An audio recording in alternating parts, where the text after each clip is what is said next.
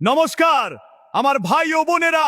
System আমাদের মতো যারা রোজগার করতে পারি না তাদের ককরোচ বলে অপমান করেছে। তাই আমরা ভাবলাম এই বেকার সমাজ, এই অবহেলিত মানুষগুলো সবাই মিলে একটা দল গড়ে তুলবো, আর সেই ভাবনা থেকেই জন্ম হলো আমাদের এই পার্টি। আমরা সেই মানুষ যাদের কাছে ডিগ্রি আছে, যোগ্যতা আছে, স্বপ্ন আছে, কিন্তু চাকরি নেই। এটা সেই পার্টি যেখানে জুমলা নয়, সোজা কথা সোজা ভাবে বলা হয়। আমাদের প্রথম অঙ্গীকার, সব ভোট সুষ্ঠুভাবে হবে।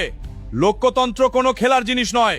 দ্বিতীয় অঙ্গীকার, সংসদ আর মন্ত্রিসভায় 50% অধিকার পাবেন মহিলারা, কারণ নারী শক্তি ছাড়া সমাজ কখনো এগোতে পারে না। তৃতীয় অঙ্গীকার, মিডিয়া প্রশ্ন করবে, কোনো সরকারের তোষামত করবে না। জনগণের কণ্ঠস্বরই হবে আসল শক্তি। চতুর্থ অঙ্গীকার, দল বদল করা নেতারা 20 বছর পর্যন্ত অন্য কোনো দলে প্রার্থী হতে পারবেন না। রাজনীতি মানে ব্যবসা নয়, মানুষের বিশ্বাস নিয়ে খেলা নয়।